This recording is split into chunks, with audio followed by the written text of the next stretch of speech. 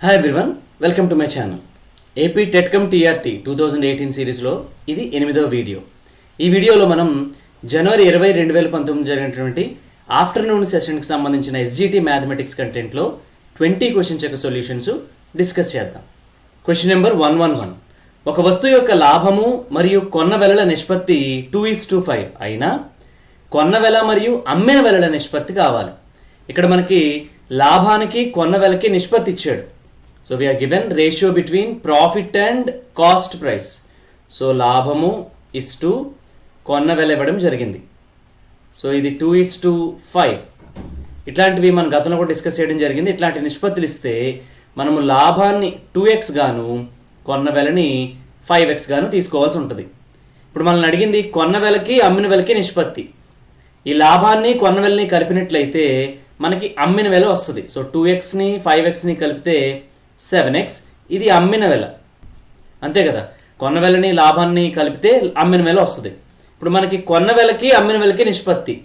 కొన్న వెల ఏమో 5x ఇస్టు అమ్మిన వెల 7x. ఈ xx క్యాన్సిల్ అయిపోయినట్లయితే 5:7 is the answer. So correct option number 3.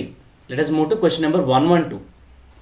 800 రూపాయలు 3 సంవత్సరాలలో సాధారణ వడ్డీతో 920 రూపాయలు అయితే వడ్డీ రేటు 3% పెంచిన అయ్యే మొత్తం ఎంత? యాక్చువల్గా ఈ క్వశ్చన్లో 2 పార్ట్స్ ఉన్నాయి. మనకి మొదటిసారి వడ్డీ రేట్ ఇవ్వడం జరగలేదు. అసలు, కాలము మరియు మొత్తం ఇచ్చాడు. ఆ విలువలను ఉపయోగించుకుని ముందుగా మనం వడ్డీ రేటును కనుక్కుంటాం. ఆ వడ్డీ రేటుకి 3% కలిపి మరల మనం సింపుల్ ఇంట్రెస్ట్ కనుక్కోవాల్సి ఉంటుంది.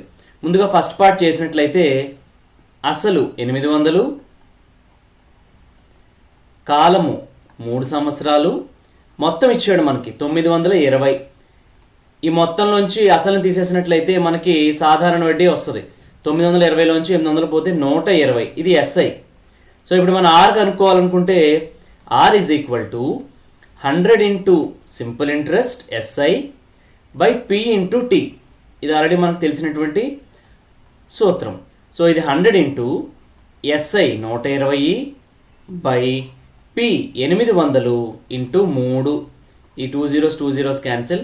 8 ఈ 120లో 15 సార్లు, ఈ 3 15లో 5 సార్లు, అంటే వడ్డీ రేటు 5%. కానీ ఇక్కడ ఏం జరిగిందట, వడ్డీ రేటును 3% పెంచారు. అంటే 5, 3 కలిపితే 8. ఇప్పుడు వడ్డీ రేటు 8% అయితే అప్పు తీర్చడానికి ఎంత మొత్తాన్ని చెల్లించాలి కనుక్కోవాలి మనం. ముందుగా సింపుల్ ఇంట్రెస్ట్ కనుక్కున్నట్లయితే SI is equal to PTR by 100. So అప్పుడు ఇది principal 800 into time 3 years, rate ఇప్పుడు 8 వేయాలి, డివైడెడ్ బై 100. ఈ 2 zeros క్యాన్సిల్. 864, 64 3 192. అంటే వడ్డీ 192 అయింది. వాడు అడిగింది మనకి మొత్తం. ఈ 800 ఏదైతే అసలు ఉందో దీనికి 192ని మనం కలిపినట్లయితే 992. సో అప్పు తీర్చడానికి కావాల్సినటువంటి మొత్తము 992 రూపాయలు. Option number 3 is correct. So కొంచెం లెందీ ప్రాబ్లమే, ఓపిక చేయాలి. Now let us look at question number 113. 3/5 into 25 minus 4/5 into 20 minus of 6 divided by 3/5కి సూక్ష్మ రూపం. దీన్ని మనం సింప్లిఫై చేయాలి. ఇక్కడ మనకి 3 బ్రాకెట్స్ ఉన్నాయి. యాక్చువల్గా ఒక్కొక్క బ్రాకెట్లోనే కూడా ఒక్కొక్క విలువ ఉంది. ముందుగా ఒక్కొక్క బ్రాకెట్లోని విలువని సూక్ష్మీకరించి ఆ మొత్తం ఎక్స్ప్రెషన్లో సబ్స్టిట్యూట్ చేద్దాం. ఫస్ట్ది 3/5 ఇంటూ 2/5. ఈ 5 ఎక్కం 25లో 5 సార్లు, 5 3 15. సో మొదటి విలువ 15 వచ్చింది. రెండవది 4/5 ఇంటూ 20. 5 ఎక్కం 20లో 4 సార్లు, 4 4 16. ఇక మిగిలింది మూడవది 6 డివైడెడ్ బై 3/5. ఇందాక 2 గుణకారం కాబట్టి డైరెక్ట్గా చేసాం. ఇది భాగహారం. ఒక విలువని ఒక భిన్నంతో భాగించాలి అంటే ఆ భిన్నం యొక్క గుణకార విలోమంతో గుణకారం చేయాలి. అప్పుడు ఇది 6 ఇంటూ 5/3. ఈ 3 ఈ 6లో 2 సార్లు పోయినట్లయితే దీని విలువ 10.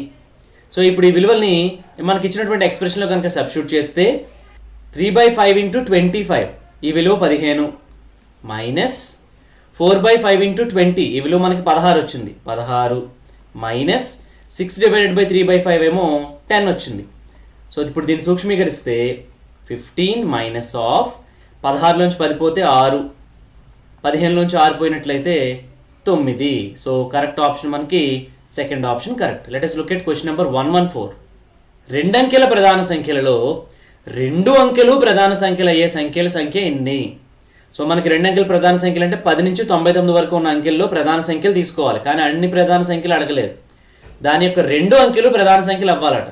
యాక్చువల్గా మనకి ప్రధాన సంఖ్యలు 2, 3, 5, 7 ఈ 4తోనే ఏర్పడతాయి. సో మనకి ఇచ్చినటువంటి 2 అంకెల ప్రధాన సంఖ్యల్లో 2 కూడా ఈ అంకెలు అయ్యే విధంగా ఏమున్నాయో మనం చూసుకోవాలి. ఇవన్నీ కూడా 2 అంకెల ప్రధాన సంఖ్యలు. మీకు 1 నుంచి 100 వరకు ఉన్న ప్రధాన సంఖ్యలు మొత్తం తెలియాలి. ఇక్కడ 1, 2, 3, 4, 5 ఈ రోస్ అన్ని మనం క్యాన్సిల్ చేసేయచ్చు, ఎందుకంటే మనకి 2, 3, 5, 7తోనే ప్రధాన సంఖ్యలు ఏర్పడతాయి కాబట్టి. ఇప్పుడు మళ్ళీ అందులో ఏం చూసుకోవాలి మనం? 2 అంకెలు ప్రధాన సంఖ్యలు అవ్వాలి. సో 23 ఇందులో 2 అంకెలు ప్రధాన సంఖ్యలే, 37 2 అంకెలు ప్రధాన సంఖ్యలే, 53 2 అంకెలు ప్రధాన సంఖ్యలే, అదేవిధంగా 73. సో ఈ 4 తప్ప మిగతా వాటిలో 2 ప్రధాన అంకెలు కాదు. సో మనకి ఎన్ని ఆప్షన్స్ వచ్చాయి? 4. సో కరెక్ట్ నెంబరు 4 ప్రధాన సంఖ్యలు ఉన్నాయట 2 అంకెలు ప్రధాన సంఖ్యలు అయ్యేలాగా. So option number 3 is correct. Let us look at question number 115. If A is to B is equal to 3 is to 5, B is to C is equal to 4 is to 7, then A is to B is to C. ఇట్లాంటివి మనకి నిష్పత్తుల్లో అడుగుతూ ఉంటారు. ముందుగా ఏకి బీకి నిష్పత్తి ఇవ్వడం జరిగింది. ఎంతటా? A is to B 3 is to 5. మరలా B is to C ఇవ్వడం జరిగింది. బీకి సికి నిష్పత్తి 4 is to 7. సో మనం రాసేటప్పుడు ఏ బి సి ఇట్లా దేని కింద వచ్చేలాగా రాసుకోవాల్సి ఉంటుంది విడివిడిగా. ఇప్పుడు మనం గమనించుకోవాల్సింది ఏంటంటే మనకు కావాల్సింది A is to B is to C. ఇట్లా రాయాలి అంటే బి విలువలు ఏమైతే ఉన్నాయో అవి 2 కూడా 2 నిష్పత్తుల్లోని సమానంగా ఉన్నట్లయితే మనం A is to B is to C అని రాయొచ్చు. కానీ ఇక్కడ మొదటి నిష్పత్తిలో బి విలువ 5, రెండో నిష్పత్తిలో బి విలువ 4 ఉంది. సో ఇప్పుడు ఆ రెండింటిని మనం సమానం చేయాల్సి ఉంటుంది. దానికోసం ఈ మొదటి నిష్పత్తి మొత్తాన్ని 4తో గుణించాలి. సో ఈ 4తో గుణించినట్లయితే 4 3 12 ఇస్టు 4 5 20. ఇప్పుడు ఈ రెండవ నిష్పత్తిని 5తో గుణకారం చేయాలి. 5 4 20, ఆల్రెడీ మనం 20 రాసేసాం. 5 7 35. సో మనకు కావాల్సిన నిష్పత్తి 12 is to 20 is to 35. Correct option is option number 2. So ఇట్లా ఎప్పుడైనా సరే 2 నిష్పత్తులు ఇచ్చినప్పుడు 3 విలువలకి నిష్పత్తి రాయాల్సి వస్తే కామన్గా ఉన్న విలువల్ని మనం సమానం చేయవలసి ఉంటుంది. Let us look at question number 116. ఒక సంఖ్యను 20% పెంచి మరియు 20% తగ్గించిన ఆ సంఖ్యలో పెరుగుదల లేదా తరుగుదల శాతం ఒక విలువ ఉంది. దాన్ని ఫస్ట్ 20% పెంచారు, మరలా వచ్చిన విలువని 20% తగ్గించారు. మనకి కామన్ సెన్స్లో ఏం చెప్తుందంటే 20% పెంచారు 20% తగ్గించారు కదా, 2 క్యాన్సిల్ అయిపోతే ఉన్న విలువే అట్లా ఉంటుంది అని అనిపించవచ్చు మనకి. కానీ అట్లా ఉండదు. 20% పెంచిన తరువాత 20% తగ్గించారు, అందువల్ల తేడా అయితే ఖచ్చితంగా ఉంటుంది. మనకు ఆ విలువ లేదు కాబట్టి ఆ విలువను కాసేపు 100 అనుకున్నట్లయితే 20% పెంచారు అంటే 100 120 అవుతుంది. అప్పుడు దాని విలువ 120/100తో గుణించాలి. మరలా ఏం చేశారు? ఈ విలువని 20% తగ్గించారు, అప్పుడు ఇదే విలువని మనం 80/100తో గుణించాలి. పెంచినట్లయితే పెంచిన విలువని 11లో రాయాలి, తగ్గిస్తే తగ్గించిన విలువని 11లో రాయాలి.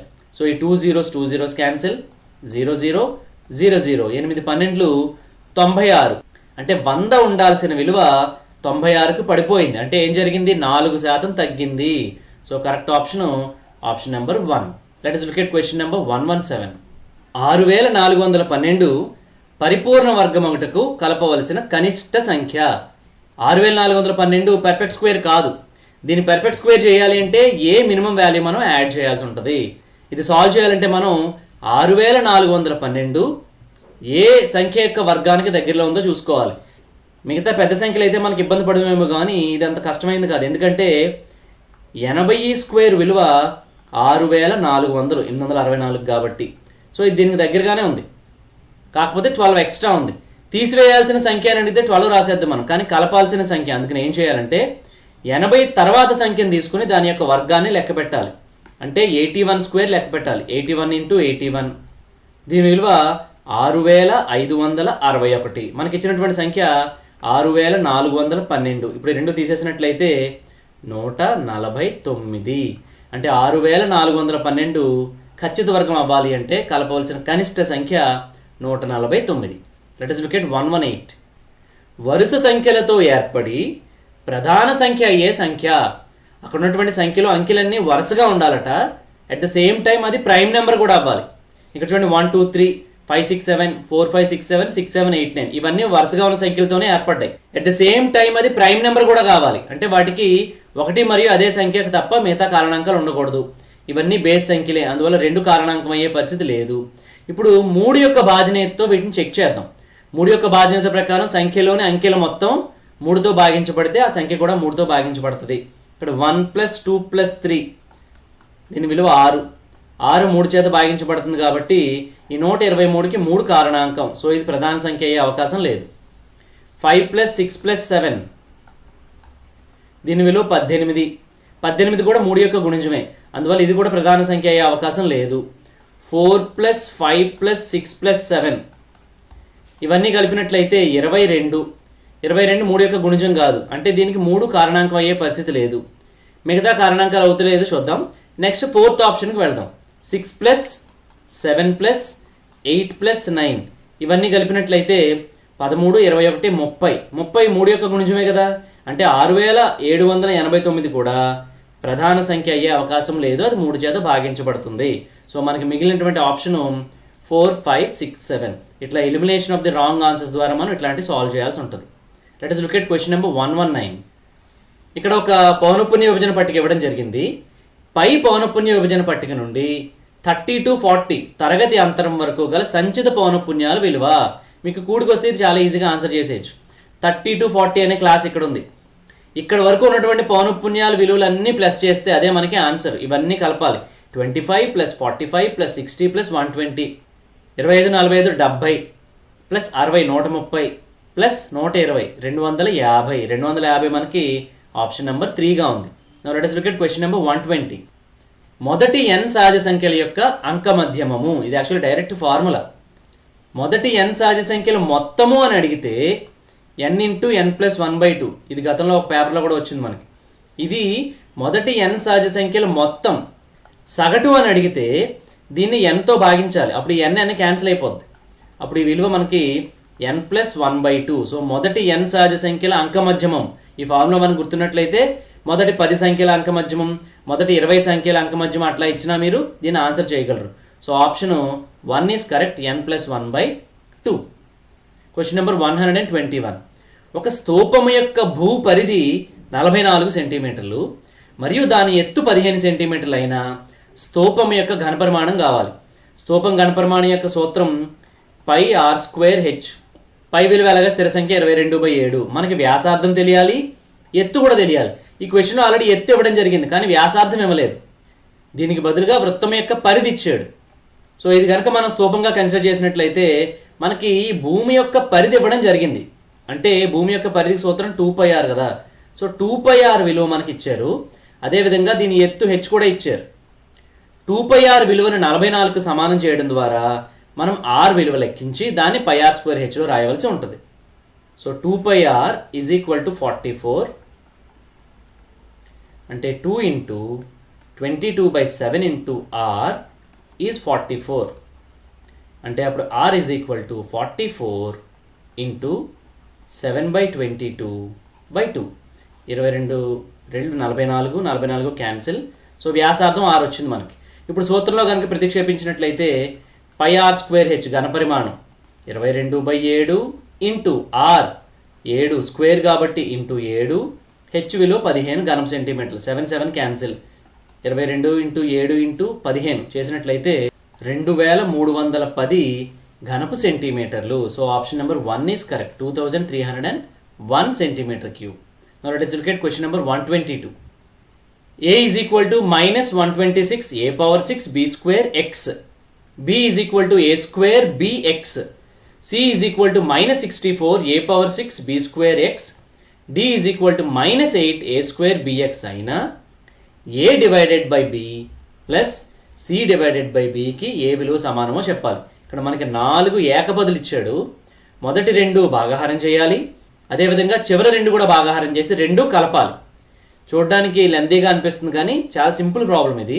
ముందుగా ఏని బీతో డివైడ్ చేద్దాం. So first we have to find A divided by B.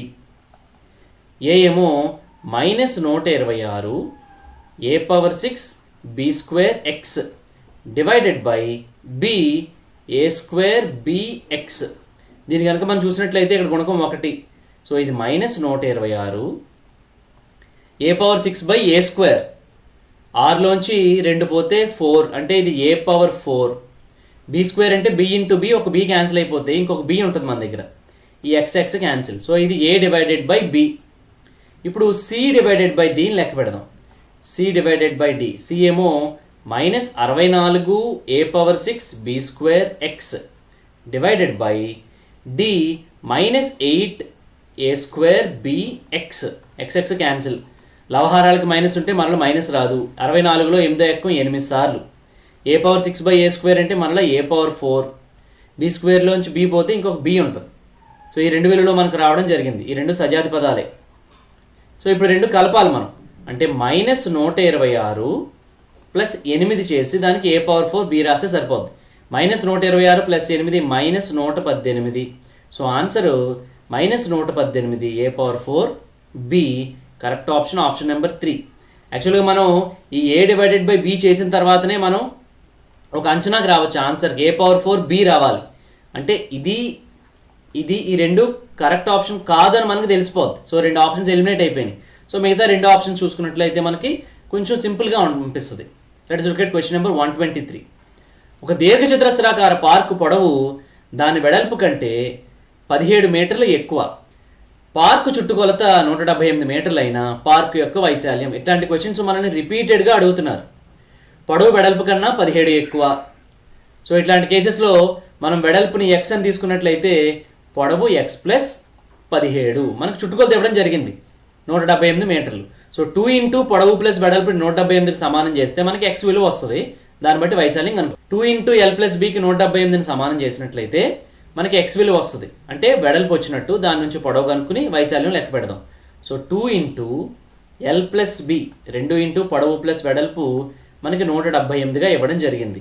So దీంట్లో విలువలు రాసినట్లయితే 2 into L X plus 17 plus B అంటే ఎక్స్ ఈజ్ ఈక్వల్ టు 178. ఇక్కడ గుణిస్తున్న 2 అటువైపు వెళ్తే భాగించాలి. అప్పుడు ఇక్కడ 2x plus 17 is equal to 178/2. 178లో 2 89 సార్లు. అప్పుడు 2x ఈజ్ ఈక్వల్ టు 89 - 17. దీని విలువ 72.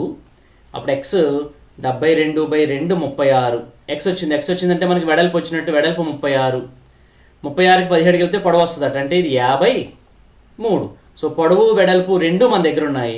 వైశాల్యం కావాలి అంటే పొడవు ఇంటూ వెడల్పు ఈ 2 గుణించినట్లయితే మనకి 1908. So correct option option number 3. Let us look at question number 124. ABCD ఒక రాంబస్ మరియు ఏసీబీడీలు కర్ణాలు. ఏడి 10 సెంటీమీటర్లు ఏసీ 12 సెంటీమీటర్లు అయిన బీడీ కర్ణం యొక్క పొడవు కనుక్కోవాలి. డయాగ్రామ్ గీస్తే మనం కొంచెం సింప్లిఫై అవుతుంది. సో ఇట్లా రాంబస్ ఉంది. దీని పేరు ఏబిసిడి. ఏబిసిడి. రాంబస్ లక్షణాలు మనం గుర్తు చేసుకున్నట్లయితే రాంబస్లో అన్ని భుజాల పొడవులు సమానం. కర్ణాలు పరస్పరం లంబ సమద్విఖండం చేసుకుంటాయి. సో అంటే ఇక్కడ 90 degrees ఉంటుంది. భుజాలన్నీ సమానం. ఏబి బీసీ సిడి డిఏ ఇవన్నీ కూడా సమానం. మనకి ఇచ్చిన విలువలు ఏడి 10 సెంటీమీటర్లు ఇచ్చాడు. సో ఇది 10 అయితే ఆటోమేటిక్గా అన్నీ 10లే. రాంబస్లో భుజాల పొడవులు సమానం కాబట్టి. ఇంకా ఏమి ఇచ్చాడు మనకి? ఒక కర్ణం ఇచ్చాడు ఏసీ.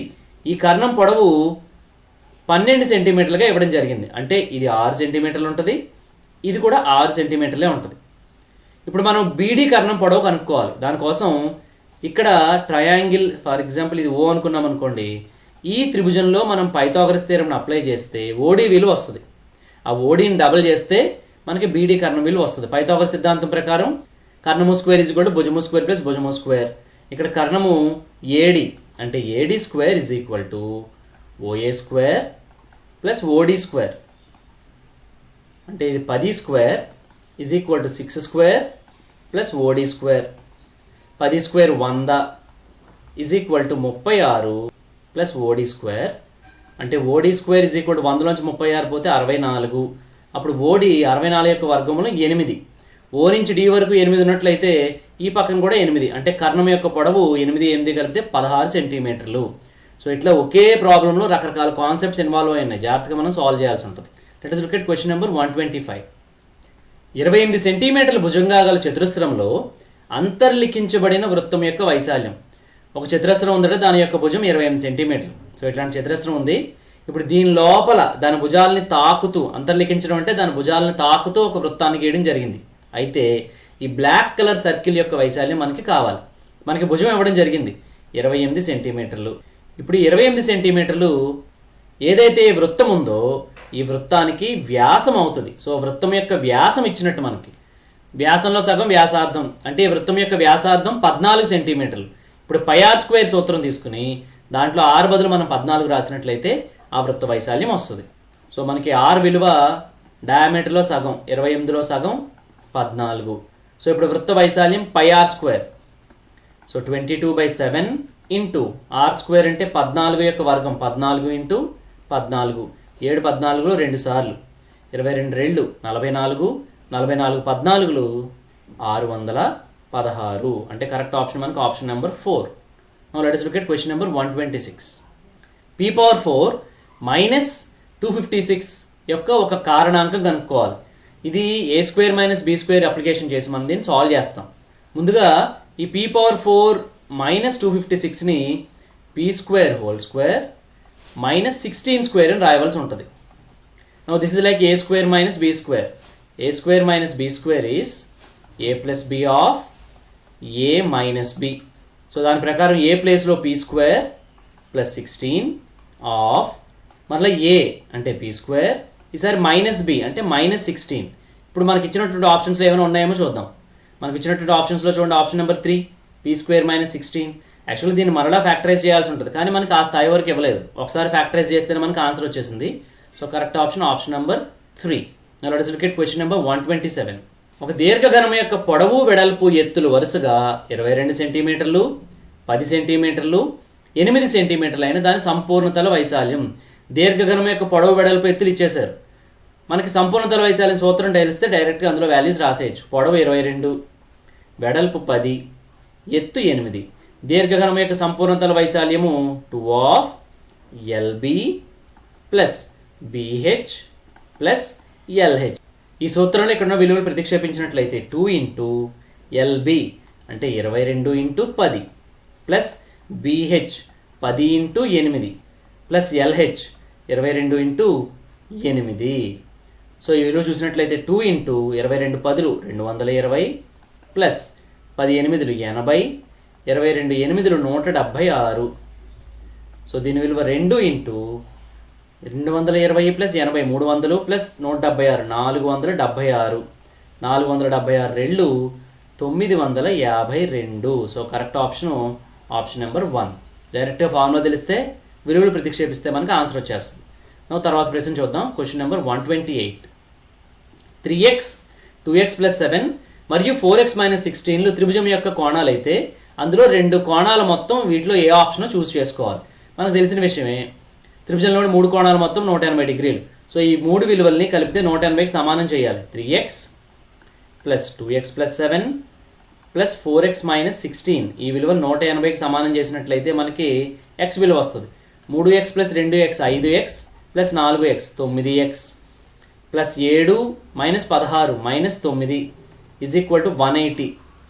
అప్పుడు 9x ఈజ్ ఈక్వల్ టు 180. ఇటువైపు ఉన్న -9 అటువైపు ట్రాన్స్పోజ్ చేస్తే +9 అంటే 189. అప్పుడు x ఈజ్ ఈక్వల్ టు 189/9 21. మనకి x విలువ వచ్చింది. ఇప్పుడు 3 కోణాల విలువలు రాద్దాం. 3x అంటే 3 21లు 63. రెండో కోణం 2x + 7 అంటే 2 21లకి 7 కలపాలి. 2 21లు 42 ప్లస్ 7 అంటే 49. మూడవది 4x - 16 4 21లు 84లోంచి 16 తీసేయాలి. అప్పుడు అది 68. సో ఇవి మన దగ్గర ఉన్నటువంటి కోణాలు. ఇందులో ఏ 2 కోణాలను కలిపితే అక్కడ ఉన్నటువంటి ఆప్షన్ ఏదైనా వస్తుందేమో చూడాలి. 62 49 కలిపితే 112. మనకి అక్కడ ఆప్షన్ లేదు. 49 68 కలిపితే 117. ఈ ఆప్షన్ ఉంది చూడండి. So correct option option number 2. Now let us look at question number 129. If 2 power 2x plus 2 power x plus 2 minus 4 into 2 cube is equal to 0, then what is the value of x cube? ఇది x అనే చరరాశి విలువ కనుక్కొని దాన్ని x cube చేయాలి.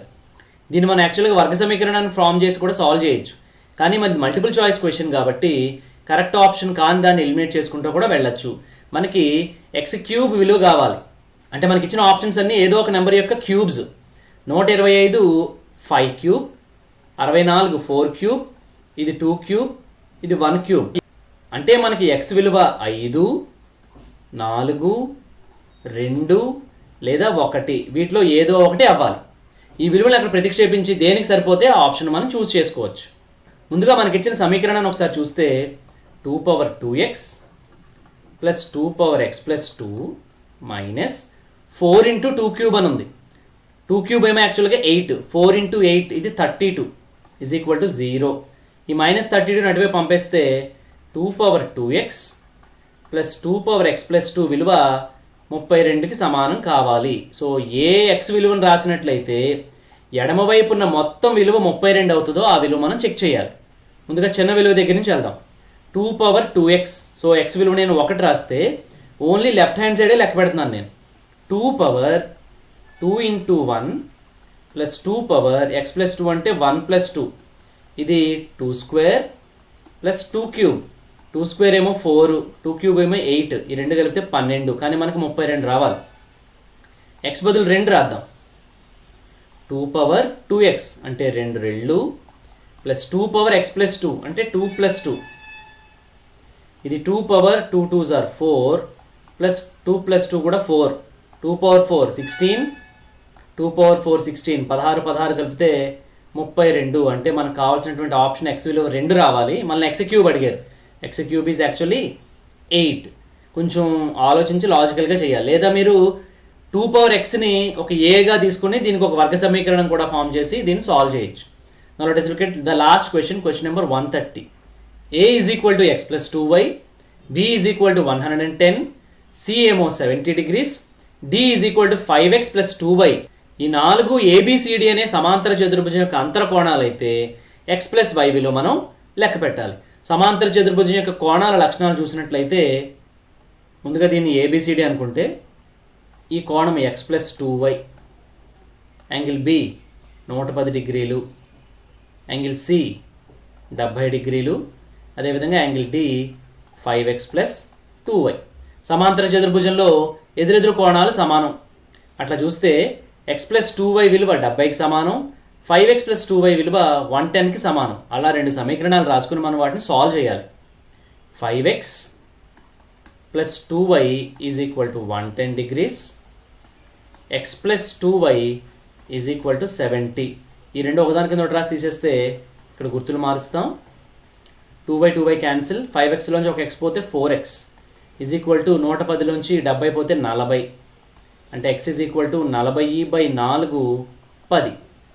x plus 2y is equal to 70లో x విలువ రాస్తే 10 plus 2y is equal to 70, 2y is equal 70లోంచి 10 పోతే 60, అంటే y విలువ 60లో సగం 30. సో మనకి xy రెండు వచ్చేసాయి. x విలువ 10, y విలువ 30. మనల్ని అడిగింది x ప్లస్ y, 10 30 కలిపితే 40. So correct option number 2. So this is the end of this video. మరొక ఇంపార్టెంట్ వీడియోతో ఇంకొకసారి కలుసుకుందాం. Thanks for watching.